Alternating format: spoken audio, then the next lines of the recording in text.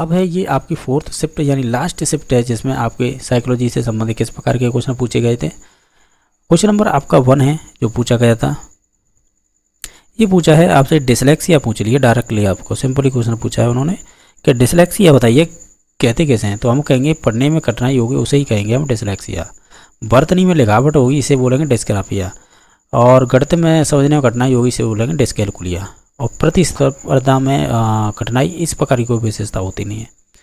बुद्धि लब्धि निकालने का सूत्र क्या होता है, हम जानते हैं एम या अपॉन सी है मल्टीप्लाई 100 कर दीजिएगा, यही IQ का सूत्र होता है। ये भी सरल पूछ लिया है। ये कह रहा है एसिमिलेशन क्या है, ये आपके जीन व्याधि से पूछा है।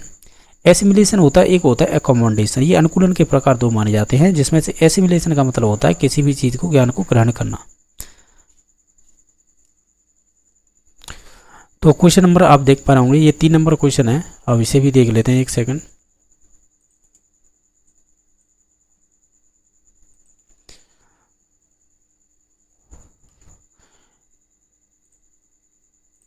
अब इस 3 नंबर क्वेश्चन में क्या पूछा गया वो देख लीजिएगा।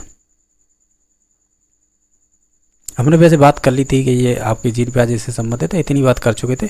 अब बाकी अब इसका सॉल्यूशन देख लेते हैं। तो यानी आत्मसातीकरण या इसे ही एसिमिलेशन बोलते हैं।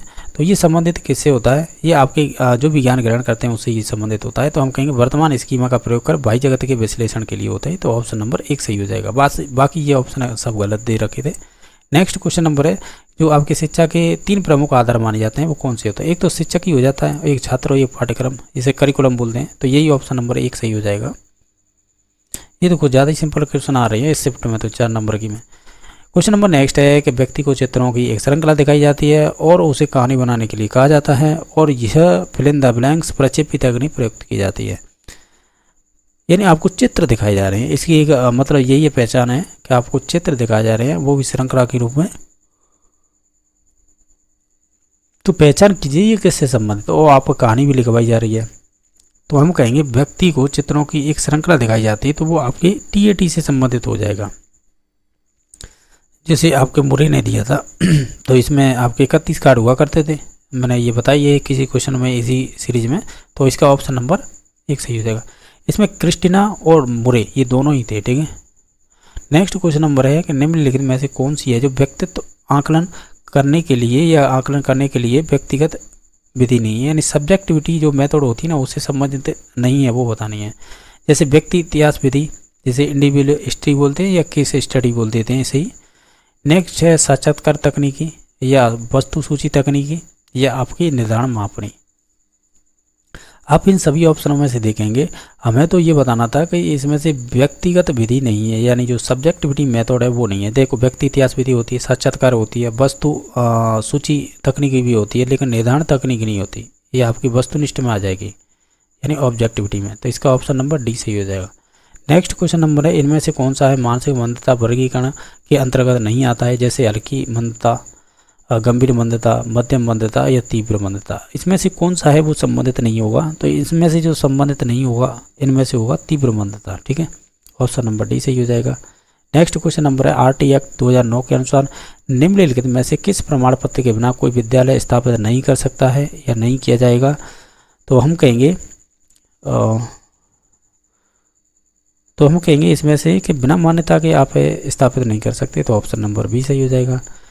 अनुभव द्वारा उत्पन्न व्यवहार या व्यवहारगत क्षमता में किसी भी अपेक्षाकृत स्थायी परिवर्तन को फिल इन द ब्लैंक्स कहते हैं। वैसे देखा जाए तो उसे तो हम क्या कहेंगे, अधिगमी कहेंगे। तो ऑप्शन नंबर A सही हो जाएगा। नेक्स्ट है कि निम्न में सीखने की प्रक्रिया में शामिल होता है। तो इसमें सभी हो जाएंगे, चाहे वो पर्यावरणीय हो, शारीरिक हो या मनोवैज्ञानिक हो। तो इसमें D हो जाएगा। नेक्स्ट क्वेश्चन नंबर देख लेते हैं कि 11 नंबर है कि वो निकटतम वातावरण है जिसमें व्यक्ति रहता है। तो व्यक्ति रहता है तो उसे तो हम माइक्रो बोलते हैं, सूक्ष्म प्रणाली। ये ब्रॉन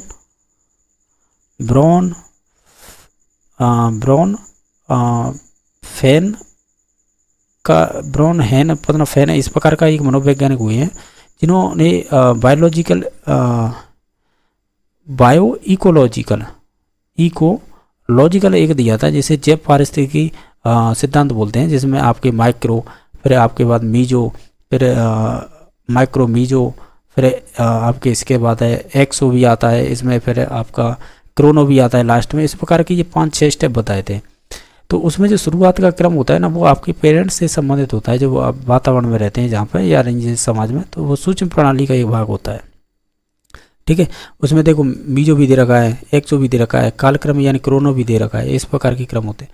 ध्यान रखना, क्रोनो में वो चीज़ आती है जैसे कि पेरेंट्स का तलाक हो जाए या कोई एक्सीडेंट हो जाए। ठीक है, तो इस प्रकार के आते हैं। ये ध्यान रखना, ये पूछे हुए क्वेश्चन है। फिल इन द ब्लैंक्स बहुभूति सिद्धांत हार्वर्ड गार्डन है, जिन्होंने पहले 9 प्रकार फिर बाद में 11 प्रकार बताए थे, और ये इंपॉर्टेंट है। क्वेश्चन नंबर नेक्स्ट है, इनमें से कौन सा है व्यक्तित्व का जैविक निर्धारक नहीं है? तंत्र का तंत्र, देहिक संरचना, बाह्यहीन ग्रंथि यानी जो डक्टलेस ग्लैंड्स होती हैं उनकी बात कर रहा है, या स्थितिजन्य संरचना। हालांकि इसमें यह पूछा है कि कौन सा व्यक्तित्व का जैविक निर्धारक नहीं है। देखो इसमें एक लॉजिक ये लगा सकते थे। क्या लॉजिक लगाते हैं हम? तो ये कहते हैं कि जो सिचुएशन स्ट्रक्चर होती है ना, वो आपकी जैविक ही निर्धारक नहीं होगी। बाकी आपका तंत्र का तंत्र, नर्वस सिस्टम, ये जैविक ही होता है। सोमेटिक स्ट्रक्चर यानी देहिक संरचना होती है, यानी आपके ऐसे बोल सकते हैं, जब आप है आप ये पढ़ते होंगे हमारे पेरेंट्स से वैसे लक्षण हमारे अंदर आ जाते हैं। तो इसमें हम 40 गुणसूत्र पढ़ते हैं, जिसमें से 22 जोड़े तो आपके ये देहिक संरचना वाले ही होते हैं, यानी जैसा हमारे पेरेंट्स का शरीर है वैसे ही हमारे हाथ पैर बन के आते हैं। लेकिन आपका 30वां जोड़ा होता है ना, वो XY होता है। अगर पुरुष है तो XY, महिला है तो XX हो जाएगा। तो ये फिर आपके एलिल होते हैं, ये वो होते हैं जो आपके एक तरह से कह सकते हैं ये हो जाते हैं सोमेटिक, तो ये हो जाएंगे आपके असोमेटिक बोल सकते हैं, या इन्हें विषम बोल सकते हैं। ठीक है, तो अभी मुझ पर टर्म याद नहीं आ रही है, ये वाली इन्हें बोलते हैं अलग से, और इन्हें हाँ अब आ गया था ना, इन्हें सोमेटिक बोलते हैं। जो 22 जोड़ी होते हैं, वो 23वां जोड़ा होता है वो ऑटोनोमस होता है। ठीक है, यानी जो भिन्न विषम युग्म बोल सकते हैं, जिसमें XY होते हैं। तो निश्चित तौर से मैं जो बताने वाला था, ये जैविक होते हैं, ये भी जैविक होते हैं। डक्टलेक्स मतलब होता है कि जिनमें आपको जिसमें वाहिनी नहीं पाई जाती है, यानी आप कह सकते हैं डक्ट नहीं पाई जाती, नलिका नहीं पाई जाती ग्रंथियों में, तो वो अंतःस्रावी होती हैं, आप भी जानते होंगे, जिनमें ग्रंथि नहीं पाई जाती है, नहीं नलिका नहीं पाई जाती, तो ये भी जैविक ही होता है। लेकिन स्थितिजन्य प्रोसेस वो होती है जो आपकी सिचुएशन के अकॉर्डिंग होती है, ये सभी चीज़ें, तो ये आपकी जैविक से संबंधित नहीं है। तो ऑप्शन नंबर डी सही हो जाएगा। कौन सा आनुवंशिकता का सामान्यतः नियम नहीं है इसमें से? जैसे आपका प्रोग्रेशन, रिग्रेशन, वेरिएशन, लाइका, बेजेट लाइका, यानी जैसे पैदा हुआ है। आप इसमें से देखेंगे जो आपकी रिग्रेशन है ना, प्रतिपगमन, कहीं ना कहीं आप समायोजन शब्द पढ़ेंगे ना, उसमें बहुत सारी आती है विशेषताएं, जैसे रेशलाइजेशन क्या होता है, प्रतिगमन या रिग्रेशन क्या होता है, और भी इनके साथ टर्म आते हैं जैसे कि डिनाइल क्या होता है, और आपके बहुत सारे शब्द आते हैं। ठीक है, तो उनमें ये उससे संबंधित है, न कि ये आपके आनुवंशिकता के नियम से।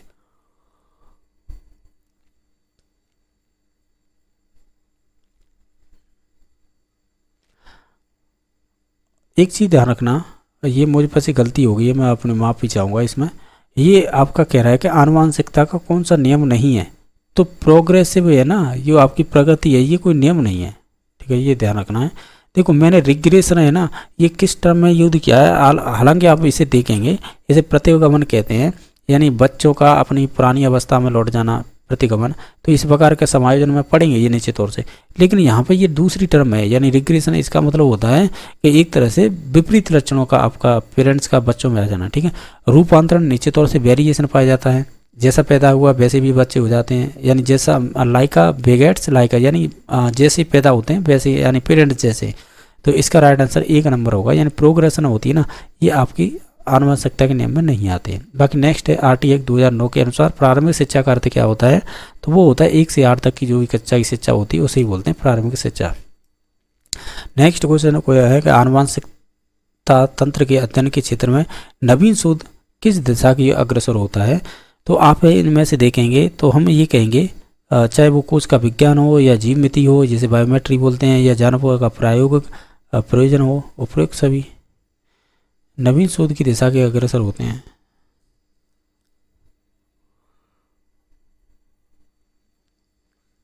अब ये ध्यान रखना, ये क्वेश्चन बोनस किया गया था। ठीक है, ये सभी कथन इसके सही नहीं है।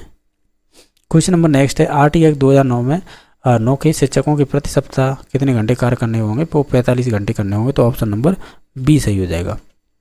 नेक्स्ट क्वेश्चन नंबर आपका 18वां है, वो इस प्रकार पूछा है आपसे।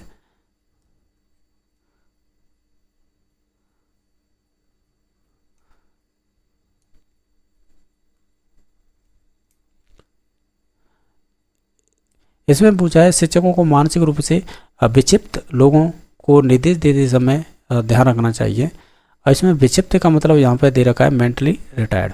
तो हम कहेंगे इसमें से आप सभी ऑप्शनों को ध्यान से पढ़िएगा, तो उस आधार पर हम लगा सकते हैं। हम कहेंगे अधिक व्यावसायिक कौशल सीखें, तो हमें ये ध्यान रखना चाहिए, ठीक है। तो ऑप्शन नंबर बी सही हो जाएगा।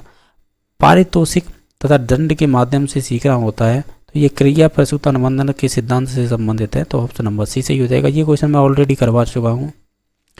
नेक्स्ट है वैज्ञानिक अनुसंधान करने की दिशा में निम्नलिखित में से कौन सा कदम नहीं होगा।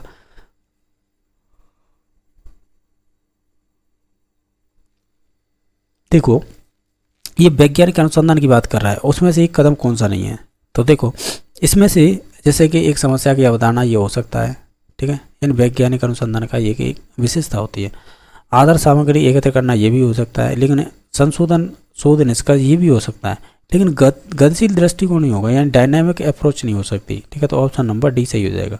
नेक्स्ट क्वेश्चन नंबर है परीक्षण फिलेंदा ब्लैंक्स का संदर्भ दो भिन्न अवसरों पर एक ही परीक्षण पर किसी व्यक्ति द्वारा प्राप्त लब्धांकों की संगति, ये क्या कहलाती है।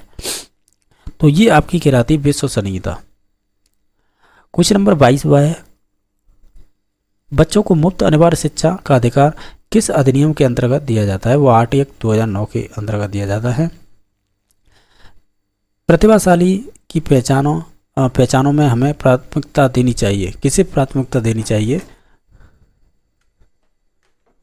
तो आप देखेंगे इनमें से सभी ऑप्शनों को ध्यान से देखेंगे तो हम कहेंगे आप अपने वस्तुनिष्ठ और परीक्षा का परिणाम देंगे, यानी ये बहुत बार पूछा है। 2016 में रीट में पूछा हुआ क्वेश्चन है ये। 2015 की परीक्षा 16 में हुई थी, उसमें पूछा था यही क्वेश्चन। प्रतिभाशाली पहचान में हमें प्राथमिकता देनी चाहिए, तो वस्तुनिष्ठ परीक्षा का परिणाम वो देनी चाहिए, यही ऑप्शन थे उसमें भी। फ्राइड के अनुसार व्यक्तित्व के प्राथमिक संरचनात्मक तत्व कौन से हैं। तो वो ये है चेतन, अवचेतन और अचेतन। और सॉरी ये नहीं होगा क्योंकि ये क्वेश्चन उसने और टाइप से पूछा है। ये प्राथमिक संरचनात्मक तत्व होंगे, वो होंगे इड, ईगो, सुपर ईगो, ठीक है। तो ऑप्शन नंबर बी सही होगा। हालांकि इसकी भी बात की है, ये मन के प्रकार बताए थे उसने। नेक्स्ट है कि स्थिर अवस्था बनाए रखने के लिए शरीर की प्रवृत्ति कैसी होनी चाहिए। तो हम कहेंगे इसकी प्रवृत्ति होनी चाहिए आपकी समस्थिति। समस्थिति का मतलब होता है होम्योस्टैटिक। ऑप्शन नंबर 1 सही हो जाएगा। नेक्स्ट क्वेश्चन नंबर है सीता एक डे केयर सेंटर में काम करती है, वेतन कम है और काम के घंटे लंबे हैं, और लेकिन आपकी क्या क्वेश्चन आगे कह रहा है लेकिन वो बच्चों के आसपास है रहना पसंद करती है और उच्च वेतन वाली नौकरी की तलाश करने की इच्छा नहीं रखती है। सीता की यह प्रेरणा किस प्रकार की लगती है। तो हम कहेंगे ये संबंधित तो उसके आपके इंटरनल मोटिवेशन से संबंधित हो जाएगी, या इंटरनल ये चीज़ें हैं उसकी। नेक्स्ट क्वेश्चन नंबर है जब कोई व्यक्ति ये सूचनाओं को संशोधित कर रहा है होता है तो मस्तिष्क में चलने वाली मानसिक गतिविधि क्या कहलाती है। तो ये हम कहेंगे इस गतिविधि को आप विचारण कह सकते हैं, यानी थिंकिंग। ऑप्शन नंबर सी सही हो जाएगा। नेक्स्ट निम्नलिखित में से कौन सा संज्ञानात्मक कार्य पद्धति के स्वस्थ स्तर को बनाए रखने में मदद करने के लिए उपयुक्त नहीं है इसमें से। तो ये संबंधित हो जाएगा आपका आसीन जीवन शैली। तो ऑप्शन नंबर ए सही हो जाएगा, यानी आपकी सेडेंटरी लाइफ स्टाइल, ये आपके संबंधित नहीं होगी संज्ञानात्मक कार्य पद्धति से। नेक्स्ट है आपके जीवन अस्तित्व के संघर्ष और उत्तर जीविता की एक सतत कह सकते हैं प्रस्तुत करना, यानी सतत श्रृंखला को प्रस्तुत करना किसके द्वारा आप ये कहा गया है। जीवन अस्तित्व संघर्ष और उत्तर जीविता एक सतत श्रृंखला प्रस्तुत की गई, ये किसका स्टेटमेंट है। तो ये संबंधित हो जाएगा आपके डार्विन का, ठीक है। नेक्स्ट देख लेते हैं क्वेश्चन नंबर, ये हालांकि बायोलॉजी का है, 12th क्लास का बायोलॉजी पढ़ते हैं ना, उसमें दे रखा है। क्वेश्चन नंबर नेक्स्ट है प्याजी द्वारा दिए गए संज्ञानात्मक विकास के सिद्धांत निम्नलिखित में से कौन सा है, कौन सा प्रमुख काल नहीं है इसमें से, यानी अवस्था ही पूछी है इनमें से। तो ये साइक्लिक नाम की कोई अवस्था नहीं होती है। सेंसरी मोटर स्टेज होती है, प्री ऑपरेशनल स्टेज होती है, एक कॉन्क्रीट ऑपरेशनल स्टेज भी होती है, एक होती है फॉर्मल। ये 4 ही प्रकार होते हैं स्टेजों के। तो इसमें से डी नंबर ऑप्शन है वो प्रकार नहीं होगा।